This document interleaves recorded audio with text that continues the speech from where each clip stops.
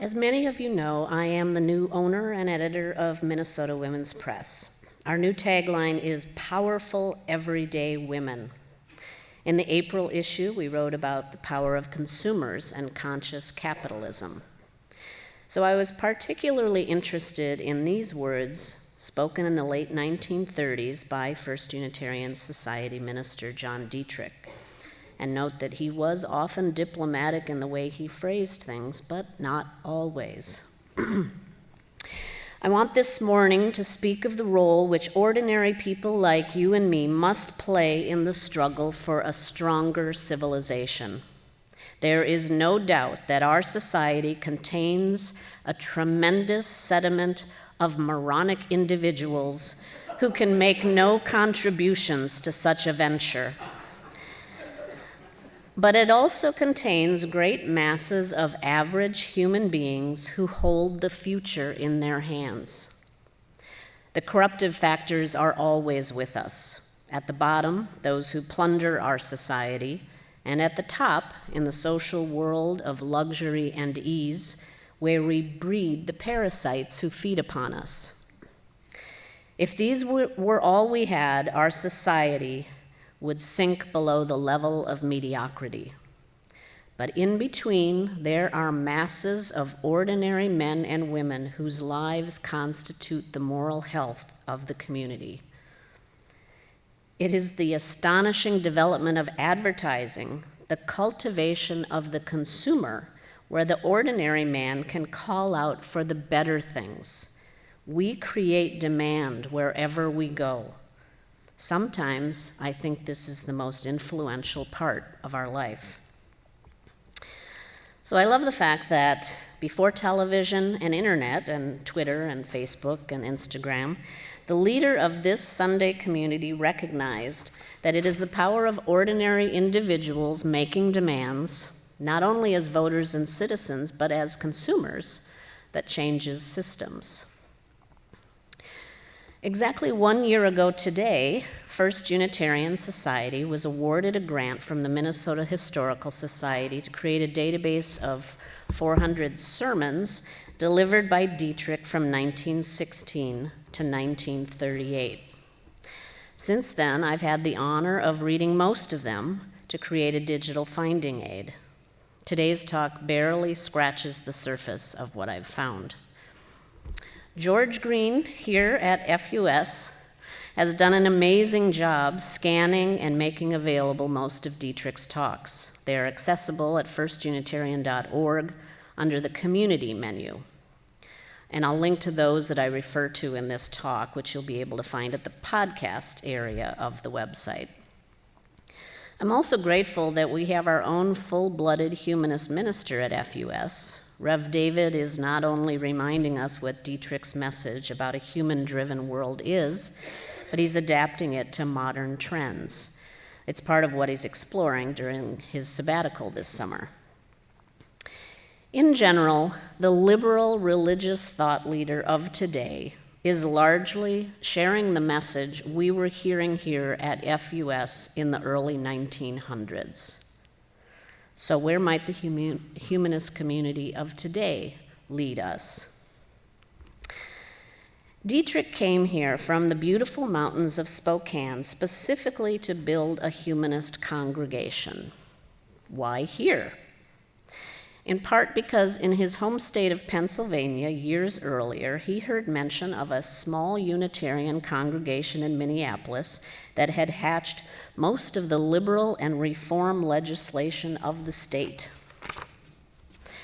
Early in his leadership here, he said, "I see already the coming of a day when men shall come to the church not for what they can receive, but for what they can give, not for the company of the saints, but as fighters for justice, righteousness, truth. This is the new church of the new era." Dietrich was the minister here between two world wars. There was tremendous progress happening scientifically. This was the era of Einstein, as well as great turmoil in the world. Amidst the chaos, Dietrich's focus was on lifting up what a human-centered society, not a God-centered one, might accomplish. He came to this congregation in November 1916. I find it ironic that it was exactly 100 years later when we came together here as a community. I remember Rev. Jim was on this stage that day, in shock that so many people had elected Donald Trump president rather than Hillary Clinton. What might John Dietrich say about human potential today? Might he waver about a belief in the human mind to resolve its issues without the organizing structure of a God? Is there actually hope that things can get better? Dietrich, though not without flaws of his era, was ahead of his time. He talked about labor rights, the myth of a superior race, classism in America, and the merits of atheism. He visited Germany in the early 1930s and came back to report that he was worried about the impact Hitler was making on German minds.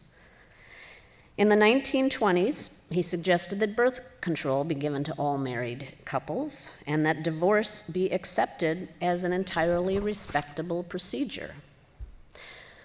One of his very first talks here was a few years before women had the right to vote. He said, "The trouble with our government is that it is a government of men, by men, and for men, with the result that it is not so much human as masculine. What is our country without the influence of woman stamped upon it?" He said this about the concept of euthanasia for the terminally ill. "When one considers the handicaps and frustrations that are imposed upon life from the beginning, one wonders why it suddenly becomes invested with such sanctity at the end. We may not wish to die with our boots on, but we may well prefer to die with our brains on." Dying with dignity is still the work of this congregation. Like many things he talked about decades ago, we are still fighting the good fight. And therein lies the focus of my talk today. How optimistic can we be that our good fights make a difference? This past week's many tragic news stories, again, shows us how humans minimize the sanctity of life. How can we change that narrative? As we hear in his talks, Dietrich had his finger on the pulse. He could see what needed to happen differently. For one, he was not a fan of capitalism, saying in 1922, "What real incentive can there be under the principle of private control when the worker has no share in the profits and no voice in the shaping of conditions under which he works?" He also said that year, "We condemn the man who steals a loaf of bread while we pay honor to the man who steals $1 million. Given the conversations we've had here lately about restorative justice and the Minnesota sex offender program that never releases its prisoners, I found Dietrich's thoughts on crime very interesting. In 1926, he talked about how research showed that the conventional approach to punishment as an attempt to prevent crime was not successful. That if the goal was vengeance, prison as punishment made sense. If the goal was to reduce crime, it did not. Dietrich pointed out how much public opposition there was to using taxpayer money for reform rather than for punishment. Opposition from people who had never read a book on criminology, people who never had direct dealing with prisoners. He said people tend to believe in irrational methods of protection when they are afraid. He said anthropology, biology, psychology, sociology are furnishing us with volumes of information about the springs of human conduct. I believe an offender should be detained as long as he is a menace to the public safety, but he should be detained for only one reason: to restore him to physical, mental, and moral health. Those of you who have heard my talks in the past few years know that I have a particular fascination with quantum physics, brain science, and laying down new narratives in storytelling. I believe science and religion are exploring the same things in different languages. God, spirit guides, intuition. To my mind, they're largely the same thing. If you are inclined to believe, as I do, that the universe is one giant collective pool of energy, and that all living things are part of an interconnected ecosystem, it's interesting to see how Dietrich approached this in his talks. In Has Science Discovered God?, he talked about how some scientists believe in ultimate energy or life force to which they apply the term God. Dietrich's summary of the work of biologist Julian Huxley was this: religion is a potent driving force for emotions and values. Science is neutral. Since God is a product of the human mind, new outlets could be created to serve a far deeper and more important function than paying obedience to a supreme being. He wanted us to merge the wisdom of science with the human need for the significance of religion. Dietrich quotes Huxley: "With science and religion working hand in hand, men and women can come to achieve a conviction of the value of existence, a feeling that their relation with the world at large is no longer confused and meaningless, but right and significant. And any religion worthy of the name will help them toward this end." And this, I believe, is where Dietrich, despite his own frustration with the human propensity to limit its potential, might lead us with a humanist message for today: how to reform our society, not simply allow us to keep punishing ourselves. In The Comprehensive View, he quoted John Dewey as saying, "We are not only individuals, we are parts of a humanity that extends into the remote past and will continue into a remote future. More than anything else, the world needs this spirit today. No legislation, no economic system, no changed industrial order will create this needed unity. The transfer of power from self-seeking few to a self-seeking many will not help much unless this new spirit infuses and inspires men with a new consciousness of the spiritual unity that underlies all our social life." I read this week about how the new Spanish Prime Minister, Pedro Sanchez, is trying to convince others in the European nation to basically believe in the sanctity of life.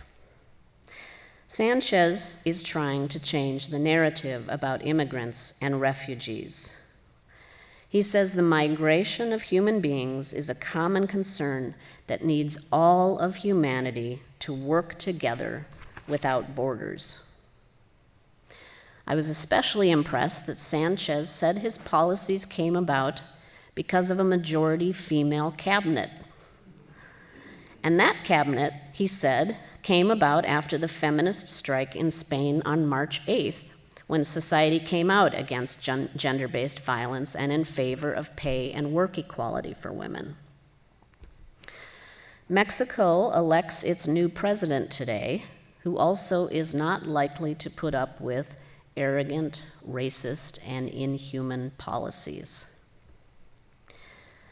Dietrich very much saw in his time the battle we have today, and he described it in ways we don't always acknowledge. In one of his last talks here, he warned that when progressive individuals create a new vision, they tend to leave behind the majority. Listen to this. "If this continues, we shall find our future society ruled by ignorance and crudeness, intolerance and incompetence, which will mean the ultimate defeat for every struggle for liberty and enlightenment. For if the demagogue and the bigot, the narrow-visioned politician, can gain control through appeals to the mediocre masses, our cultural doom is sealed. In another talk, he said that the conservative and the progressive will always clash, partly because the conservative imagination cannot picture anything better than the present social order, whereas the child of the ideal builds up the world in his mind until it becomes something he can seek to execute in actual life. So what are the children of the ideal to do, clashing inevitably with the limits of the conservative imagination? Dietrich understood the habits of human nature from his reading of William James and others. In the 1920s, he already used the term brain plasticity. He didn't have the term implicit bias yet, but Dietrich did know that metaphorically, if someone creates a groove in their mind and in the cultural narrative, soon all people follow this beaten down path without giving it a single thought. So the trick, he told us in the 1930s, is to create the new narrative so that the old path disappears. And that is the work of our community. That is my work at Minnesota Women's Press. Create new narrative grooves, new storylines for people to absorb. What if the world went humanist? Dietrich asked in the talk of the same title that I believe is still available in the basement in our bookstore and is online at firstunitarian.org. The quote in today's order of service describes part of his answer. If the world went humanist, there would be recognition of the essential unity of mankind. We would realize that there flows through the whole human race, from the lowest to the highest, one life and one blood. Eventually, Dietrich took this concept a step further. Shortly before his death in 1957 in Berkeley, he was working on a manuscript called Thoughts on God. Nick Rouse and I talked about it in a group discussion here last year. One of the last things he seems to have written said this: "It is high time to realize that the man-society relationship is not enough, but in order to save our civilization, we need to restore the man-universe relationship." The man-universe relationship. What is that? What is the story we could be telling as powerful, everyday people that shifts our narrative away from borders and separated individuals and the division between scientific and religious points of view? Can we minimize the human tendency to think we are supreme by continually pointing out instead how the forces of energy and nature remind us that we are not? Is the new humanist era about telling less human-centric stories? A few months ago, hundreds of people, many from this congregation, as well as another group that I'm involved with, were at a talk a few blocks away at Blake by Indigenous scientist Robin Kimmerer. She talked about how the consciousness of the universe is about the sanctity of all life, not simply that which looks and talks like us. In an Easter time address in the 1920s, Dietrich gave a talk called On Life's Renewal. He said, "We often speak as if there were two worlds, a natural world and a human world. But humanity is only a wrinkle or a smile upon the rugged face of Mother Nature. Of all the quaint and curious isms men in their ingenuity have thought out, I know of none so satisfying in certain moods as pantheism, the thinking that says that God and nature are one, that we are children of the living universe, that we are a chapter in nature's endless book. And this is the story that I personally want to read and tell. Dietrich believed in the potential of our collective and individual humanist minds to create new stories. As ordinary consumers who create demand for messages that tell the story of the sanctity of all life. As progressive thinkers who bridge the wisdom of science with the insights of communal spirit. As storytellers who listen to a wider consciousness and distill it for the majority that don't yet hear it. Said Dietrich, "It does not frighten me to know that the universe has made me a part of its teeming, abundant life, that the same power that is breaking the lilacs into leaf is breaking me into a fuller flower of personality. I am content to be a brother to the flowers, the trees, and all the strange and beautiful world in which I dwell. It does not sadden me to realize that for a little while, the cosmic urge voices itself in this strange community of busy particles which I call myself.